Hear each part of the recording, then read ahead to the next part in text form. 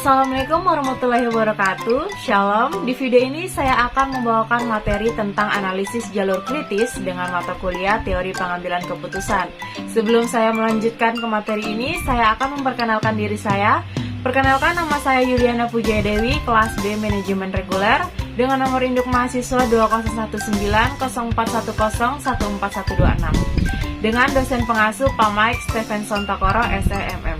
Sebelum saya melanjutkan ke materi lebih dalam, saya akan menjelaskan definisi tentang analisis jalur kritis. Definisi jalur kritis.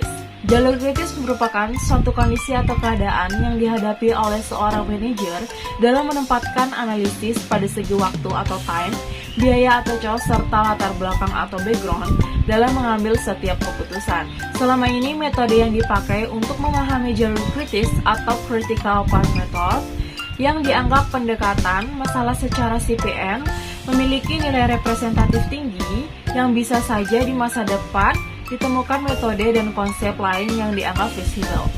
CPM merupakan keseimbangan antara biaya dan waktu, sehingga CPM merupakan penjadwalan dengan menggunakan fungsi waktu dan biaya. Itu merupakan suatu definisi dari analisis jalur kritis. Sekarang kita akan memasuki materi, yaitu konsep jalur kritis. Konsep jalur kritis terdapat 3 sisi yang sering dijadikan oleh dasar pemikiran atau base thinking. Yang pertama adalah biaya termurah. Biaya termurah yaitu biaya yang dilihat dari segi penghematan biaya yang dapat dilakukan. Yang kedua adalah waktu tercepat.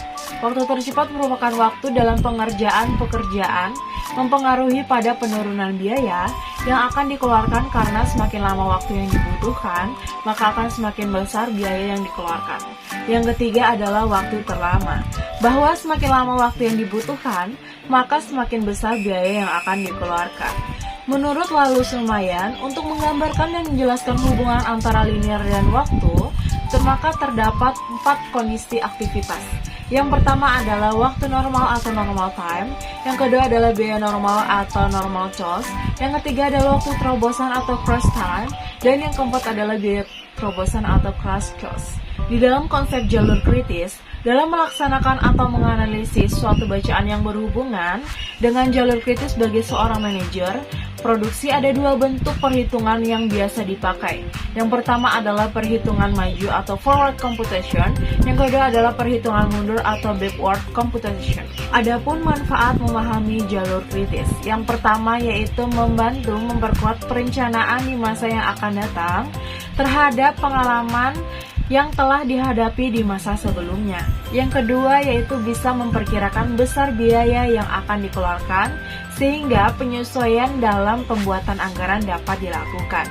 Dan yang ketiga adalah scheduling pekerjaan-pekerjaan sedemikian rupa dan urutan yang praktis dan efisien. Serta yang terakhir adalah mampu memprediksi periode pekerjaan awal serta waktu yang akan dilalui oleh setiap bagian secara detail dan termasuk perhitungan profit yang akan diterima nantinya.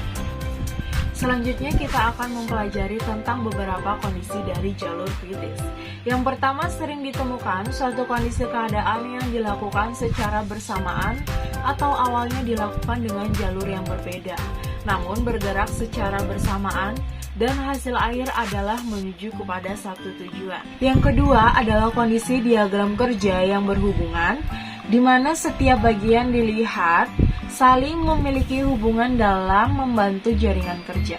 Yang ketiga adalah kondisi dilakukannya kegiatan kosong atau tidak ada, namun memiliki tanda berhubungan sehingga tidak terasa angka pada kegiatan kosong tersebut. Dan yang terakhir adalah kondisi yang menyebabkan aktivitas kegiatan berbalik sehingga mampu menyebabkan timbulnya lingkaran.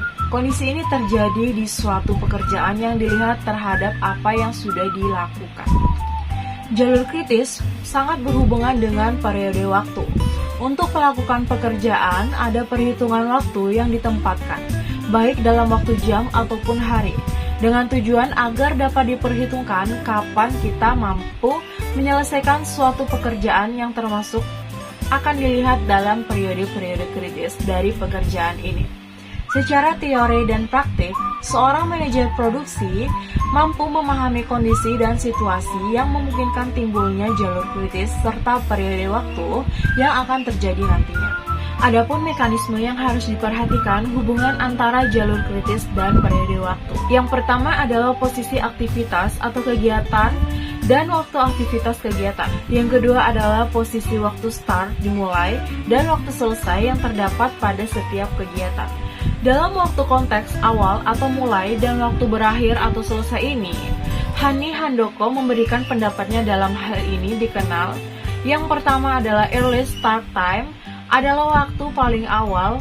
Suatu kegiatan dapat dimulai dengan memperhatikan waktu kegiatan dan persyaratan urutan pekerjaan. Yang kedua adalah late start time, adalah waktu paling lambat untuk dapat memulai suatu kegiatan tanpa penundaan keseluruhan proyek.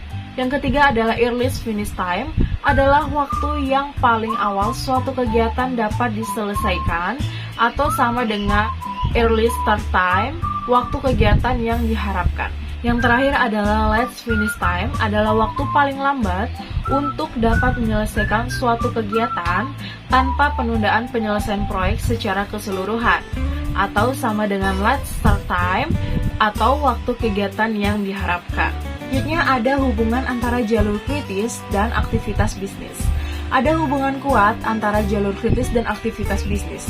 Dalam bisnis dikenal dengan istilah think fast and decision fast, atau berpikir cepat dan mengambil keputusan secara tepat, sehingga menyebabkan kondisi think fast and decision fast menjadi begitu dominan dengan keputusan yang cepat serta tindakan yang tepat yang bisa menyebabkan bisnis bisa diputuskan dalam waktu yang tepat. Ada beberapa solusi yang bisa diterapkan sehubungan dengan kasus yang terjadi pada jalur kritis. Yang pertama yaitu untuk persoalan yang bersifat jangka pendek.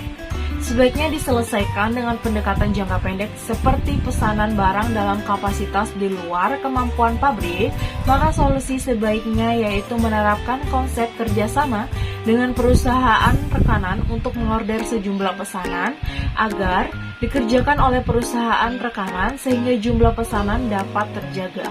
Yang kedua, untuk persoalan yang bersifat jangka panjang, sebaiknya diselesaikan dengan pendekatan jangka panjang seperti pesanan order tahun depan yang telah ditandatangani kontraknya pada tahun ini. Maka solusi yang dilakukan adalah dengan membeli peralatan pabrik tambahan secara kredit jika perusahaan dianggap belum memiliki dana tunai. Salah satu cara untuk selalu aman dari timbulnya kondisi yang menghambat pekerjaan, sebaiknya manajer produksi selalu menyiapkan rencana cadangan dengan tujuan sewaktu-waktu bisa dipakai untuk menghindari timbulnya masalah yang tidak diinginkan di kemudian hari, sehingga operasional perusahaan dapat terus bisa dijalankan termasuk kepercayaan konsumen dan para mitra bisnis dapat diperhatikan. Sekian hasil dari pembawaan materi saya. Mohon maaf apabila ada tutur kata yang kurang berkenan, dan mohon maaf apabila ada materi yang kurang dipahami. Akhir kata, wabillahi taufiq wal hidayah. Wassalamualaikum warahmatullahi wabarakatuh. Shalom.